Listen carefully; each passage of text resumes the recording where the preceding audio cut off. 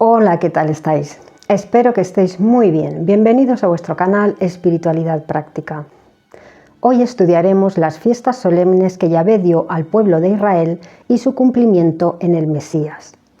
Al igual que el tabernáculo en el desierto fue una sombra del tabernáculo celestial, las fiestas solemnes de Israel son una sombra profética que señala la obra completa del Mesías desde su muerte hasta su segunda venida y su reino milenial en la tierra. 4 de estas fiestas ya se cumplieron durante la primera venida del Mesías. Son Pascua, panes sin levadura, primicias y Pentecostés. Las 3 fiestas que faltan por cumplirse en el Mesías son trompetas, el día de la expiación y tabernáculos. Vamos a ir viendo cada una de estas fiestas y su significado profético. Comenzamos con la Pascua o Pesaj. Tenéis la información bíblica sobre Pesaj en Éxodo 12 y Levítico 23:5. Os hago un breve resumen. El origen de la Pascua tiene como contexto la última plaga de Egipto, la 10ª, en la cual Yahvé haría que su ángel matara a todos los primogénitos de Egipto, tanto de hombres como de bestias, excepto los de aquellas casas que tuvieran la marca en sus dinteles de la sangre de un cordero sacrificado el 14 de Nisán. El ángel de Dios pasaría de largo aquellas casas, de ahí el nombre Pesaj, cuyo significado es pasar por alto, guardando así de la prueba a aquellos cuya marca estuviera en los dinteles y jambas de sus puertas. ¿Qué os recuerda esto? Esto nos recuerda a lo que Jesús dijo a la iglesia de Filadelfia en Apocalipsis 3 del 10 al 13. Dice: «Porque guardaste la palabra acerca de mi aguante, yo también te guardaré de la hora de la prueba que ha de venir sobre toda la tierra habitada, para someter a prueba a los que moran en la tierra». Se refiere a los juicios de las trompetas. ¿Cómo guardará Jesús a sus siervos fieles de la hora de la prueba? No sacándolos en el arrebatamiento, porque el pueblo de Dios pasará por la gran tribulación debido a la persecución por parte del anticristo. El arrebatamiento ocurrirá al toque de la final trompeta, de la 7ª trompeta, no de la primera. La forma en la que Dios guarda a su pueblo de la hora de la prueba, al igual que guardó al pueblo de Israel en Egipto, al igual que guardó también a Noé y su familia de la prueba del diluvio universal, es la siguiente. Apocalipsis 9:4. 5ª trompeta. Satanás abre el abismo y salen miles de demonios como un humo negro. Versículo 4. Dice: «Y se les dijo que no dañaran la vegetación de la tierra, ni ninguna cosa verde, ni ningún árbol, sino solo a los hombres que no tengan el sello de Dios en la frente». Esta marca, el sello de Dios en la frente, actúa como la marca de la sangre del cordero en los dinteles de las puertas de los hebreos en Egipto, guardándonos de la prueba de la ira de Dios durante los juicios de las trompetas. De esta forma, las plagas enviadas por Dios pasan de las casas y de las personas que tienen el sello de Dios, que advierten de que son siervos de Dios y han de ser guardados de la prueba, guardados de los juicios que han de venir sobre toda la tierra habitada. Plagas que Dios mismo envía. Sería absurdo que afectaran a sus propios siervos, porque provienen de Dios para erradicar la maldad. Otra cosa es la gran tribulación enviada por Satanás a través del anticristo, que sí afectará a los cristianos. Dios permitirá esta persecución para que haya una purificación y un refinamiento entre su pueblo, y quede demostrado quién es realmente fiel en tiempo de dificultad. ¿Quiénes permanecerán fieles hasta el final? Leamos esto en Apocalipsis 13:7. Dice: «Y se le concedió al anticristo, a la bestia, hacer guerra contra los santos y vencerlos, y se le dio autoridad sobre toda tribu y pueblo y lengua y nación. Mateo 24, 21 y 22 dice: porque entonces habrá gran tribulación como la cual no ha sucedido una desde el principio del mundo hasta ahora, no, ni volverá a suceder. De hecho, a menos que se acortaran aquellos días, ninguna carne se salvaría. Pero por causa de los escogidos la sufrirán y estarán allí. Aquellos días serán acortados. Daniel 11:35 dice: y a algunos de los que tienen perspicacia se les hará tropezar para que se haga una obra de refinación debido a ellos, y para que se haga una limpieza, y para que se haga un emblanquecimiento hasta el tiempo del fin, porque es todavía para el tiempo señalado, para el tiempo del fin. Así pues, vemos cómo el hecho de ser guardados de la hora de la prueba, del inicio de la tribulación durante los juicios de las trompetas, no es sacándonos en el arrebatamiento, sino que seremos guardados, porque llevaremos el sello de Dios en la frente y ningún demonio ni ninguna plaga podrá tocarnos. Tanto los hebreos como Noé y su familia permanecieron en el lugar de las pruebas enviadas por Dios, fueron guardados y nada los dañó. ¿Quién fue sacado del lugar de destrucción? Lot y su familia, de Sodoma. Dios nos está mostrando con esto que habrá pruebas en las que estaremos presentes y seremos guardados, como en los días de Noé y de Faraón, a saber, durante los juicios de las trompetas, y habrá pruebas de las que seremos sacados, como Lot y su familia. Esto será durante los juicios de las copas, justo antes de que estos juicios den inicio, justo al toque de la séptima trompeta, que marca el anuncio de muchos acontecimientos, como veremos cuando lleguemos a la fiesta de trompetas. Entre ellos, el arrebatamiento del pueblo de Dios en la tierra y el comienzo de la destrucción total de este sistema, con los juicios de las copas. Ahí ya no estará presente el pueblo de Dios. Podéis leer sobre esto en Apocalipsis 16:2, donde dice: una úlcera maligna y perjudicial llegó a estar sobre los hombres que tenían la marca de la bestia salvaje y que adoraban a su imagen. Quiero que veáis la diferencia clara entre estos dos textos, Apocalipsis 9:4 y Apocalipsis 16:2. Apocalipsis 9:4, quinta trompeta, dice: se les dijo que no dañaran sino a los hombres que no tuvieran el sello de Dios en la frente, porque todavía estaba allí el pueblo de Dios, los que tienen el sello de Dios en la frente durante la quinta trompeta. Se irán en la séptima trompeta en el arrebatamiento. En cambio, en la primera copa de ira en Apocalipsis 16, ya no nombra a los que tienen el sello de Dios en la frente, porque no están. Solo aparecen los que tienen la marca de la bestia en sus frentes o en sus manos. Volviendo a la fiesta de Pesaj o Pascua. ¿Cómo debía celebrarse la Pascua? Debían escoger un cordero joven de 1 año, macho y sin defecto.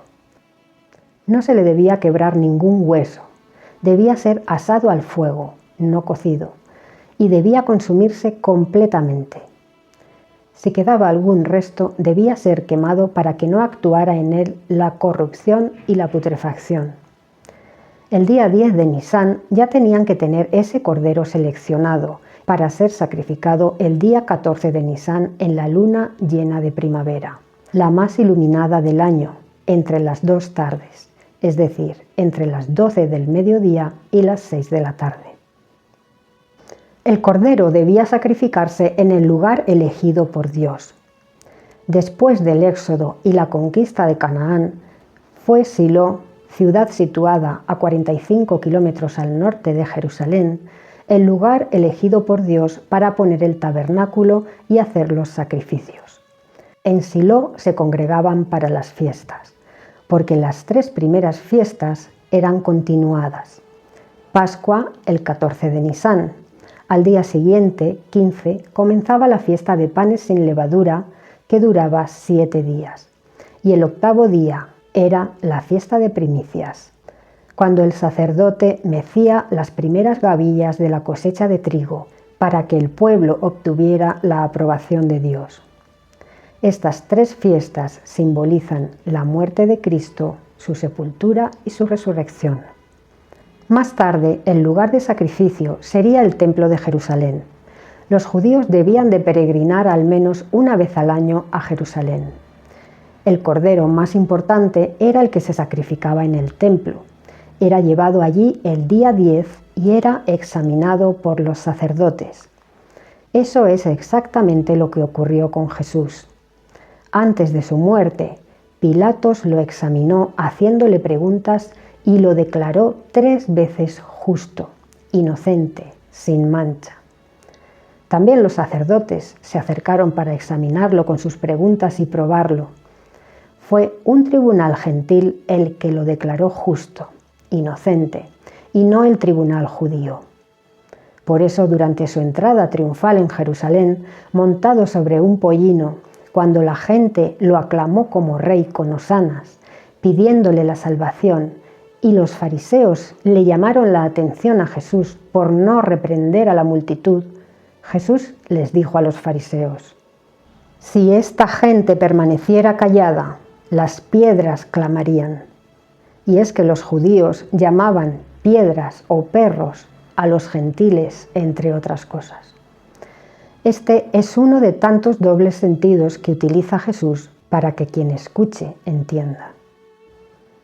Vamos con la siguiente fiesta, panes sin levadura. Esta fiesta comenzaba al día siguiente de la celebración de Pascua y se prolongaba durante 7 días. Es decir, se celebraba del 15 al 21 de Nisán. Los judíos debían sacar toda la levadura de sus casas la noche antes del inicio de la fiesta. La noche del 14 de Nisán, el cabeza de familia inspeccionaba la casa para comprobar la ausencia de levadura antes del comienzo de la fiesta de los panes sin levadura. De la misma manera que Jesús fue inspeccionado por un tribunal gentil, el de Poncio Pilatos, y no halló pecado en él. Puesto que la levadura simboliza el pecado, puede decirse que la casa, el cuerpo y la vida de Jesús estaban libres de levadura, libres de pecado. Jesús advirtió de la levadura de los fariseos y de los saduceos. En Mateo 16:6 dice, refiriéndose a la doctrina de ellos: Jesús advirtió de la levadura de los fariseos y los saduceos en Mateo 16:6, refiriéndose a la doctrina de ellos, porque enseñaban mandamientos de hombres como doctrina, aferrándose a las tradiciones humanas, antes incluso que a los mandamientos de Dios. Esto sigue sucediendo hoy dentro de muchas religiones, las cuales celebran festividades que no están en las Escrituras, sino que son tradiciones de hombres de origen pagano, como por ejemplo la veneración a los santos y santas, las procesiones, la Cuaresma, la Navidad o el Día de Reyes. Solo Dios puede establecer las festividades y su fecha en el calendario, incluso el lugar de celebración, no los hombres.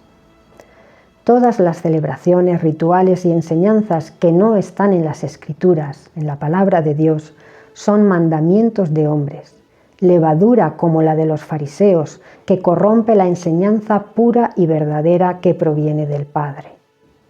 La levadura actúa en el pan, extendiéndose en silencio y desestructurando el pan, la palabra, el alimento espiritual que nos es dado puro en las Escrituras.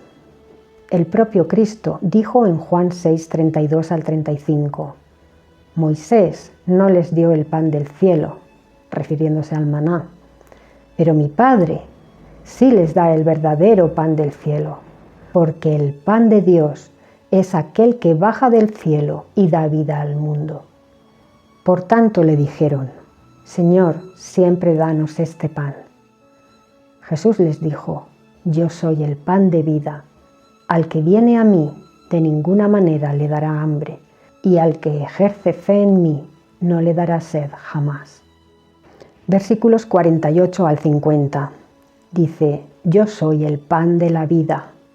Los antepasados de ustedes comieron el maná en el desierto y sin embargo murieron.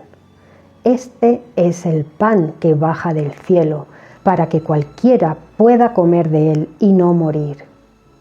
Yo soy el pan vivo que bajó del cielo. Si alguien come de este pan, vivirá para siempre. Y de hecho, el pan que yo daré es mi carne, a favor de la vida del mundo. Este pan, su cuerpo, fue entregado por nosotros y fue sin pecado, sin levadura. La fiesta de los panes sin levadura coincide con el tiempo que Jesús estuvo sepultado en el Seol. 3 días y 3 noches permaneció sepultado Jesús y su cuerpo no vio corrupción, dando cumplimiento a la profecía de Salmos 16:10, que dice: «Porque no dejarás mi alma en el Seol, ni permitirás que tu santo vea corrupción». Así pues, Jesús se identifica con el pan de vida, pero también con el Verbo, con la palabra de Dios. Y es que el significado real de todo este simbolismo nos lleva a comprender que somos salvos por la gracia de Dios y por su Cristo, ya que Dios nos envió a su Hijo unigénito para dar testimonio de su palabra, y a través de su muerte somos redimidos. Sí, somos salvos por la fe que experimentamos al creer que Jesús es el Hijo de Dios, el Mesías.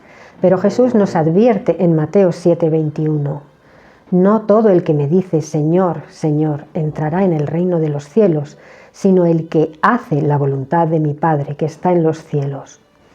El conocimiento de esa palabra, que es Cristo, de lo que a Dios le agrada, de su voluntad, lo tenemos a través del testimonio y las obras de Jesús en los Evangelios. Pero hemos de seguir su ejemplo y poner todo esto en práctica. Comer la carne de Cristo, comer el pan de vida, comer el maná o comer el cordero de Pascua significa comer la palabra de Dios. Alimentarnos no solo de pan, sino de toda expresión que sale de la boca de Dios y ponerla en práctica, haciendo así la voluntad del Padre. En Deuteronomio 8:3, Dios, a través de Moisés, dice al pueblo de Israel: «Y te afligió y te hizo tener hambre, y te sustentó con maná, comida que no conocías tú, ni tus padres la habían conocido, para hacerte saber que no solo de pan vivirá el hombre, mas de todo lo que sale de la boca de Yahvé vivirá el hombre».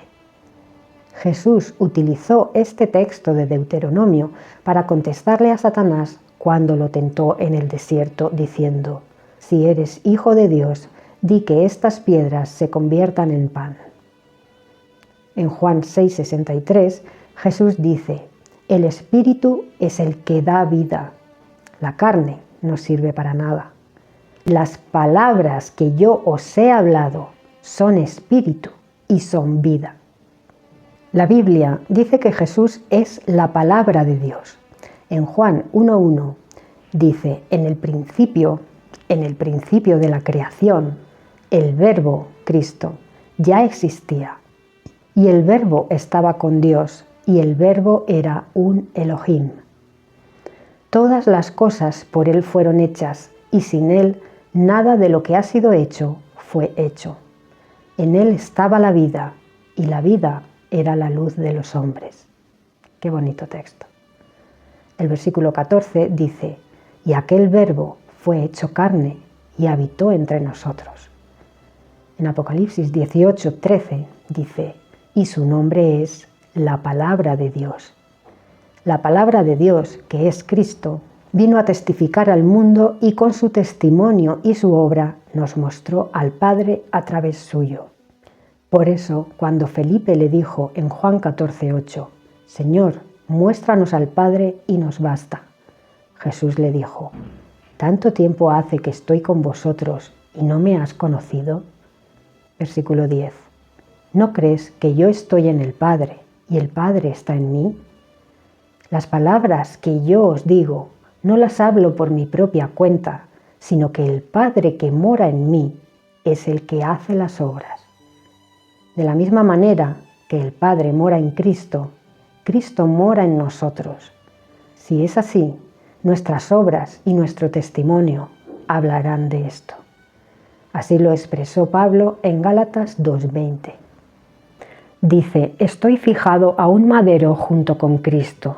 Ya no soy yo el que vive, sino que Cristo vive en mí.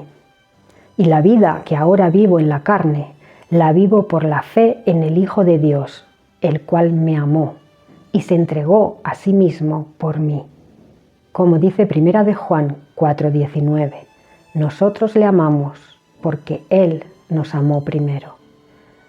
Cristo en las Escrituras se identifica con el pan del cielo, el verdadero pan del cielo que nos nutre espiritualmente y nos da vida. Pero si no comemos de este pan, no es posible la redención del pecado y de la muerte, de la corrupción de la carne en el Seol. Fijaos en una cosa: el maná que representa a Jesús como pan del cielo, si no era comido, al día siguiente generaba gusanos, como la carne se echa a perder si no es consumida. De la misma manera, el beber el vino, la sangre del pacto, derramada para nuestra redención, nos da vida eterna, pero la sangre que es esparcida por el suelo debido a un acto de rebeldía, hace que la tierra quede maldita. ¿Cómo se come la carne de Cristo? En Éxodo 16:22, Dios da instrucciones a los israelitas sobre cómo comer el maná. Debían recogerlo cada mañana. Cada día debemos buscar a Jesús a través de su palabra. Dice el texto: cada uno debe recoger según lo que haya de comer. Así también la relación con la palabra de Dios y con Cristo debe ser personal. No podemos depender de otras personas en esto. El maná debía recogerse individualmente.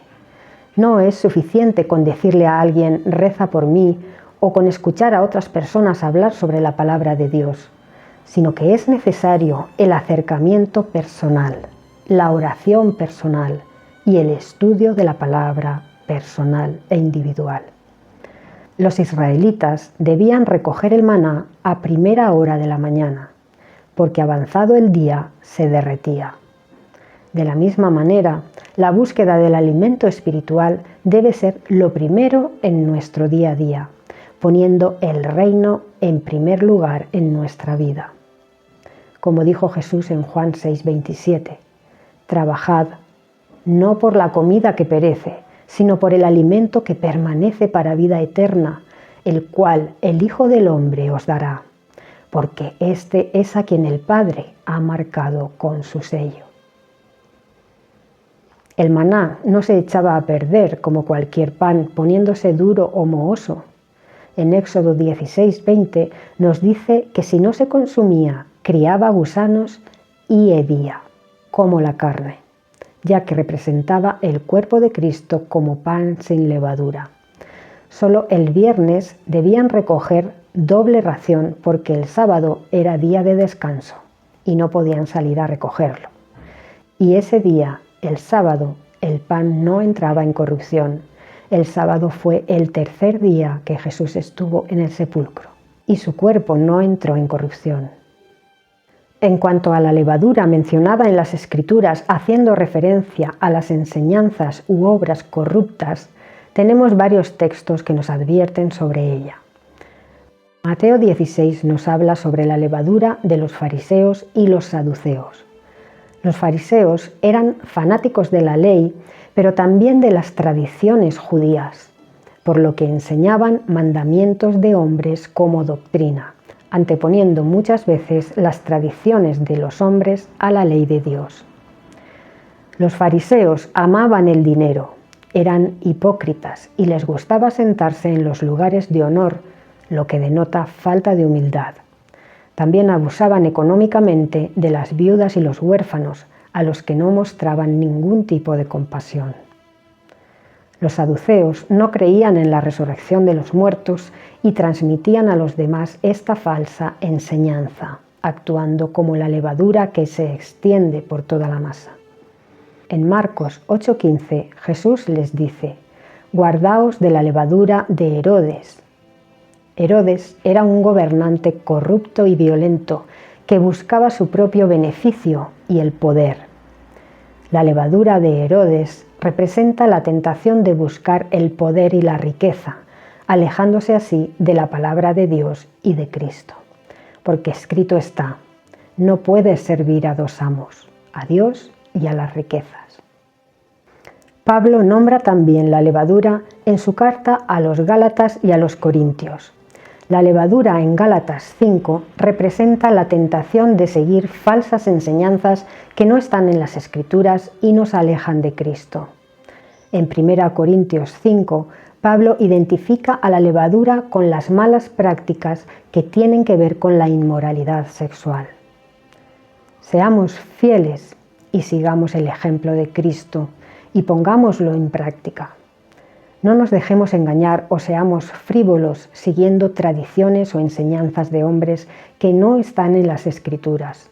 Solo así obtendremos la aprobación y el sello del Padre como hijos de Dios.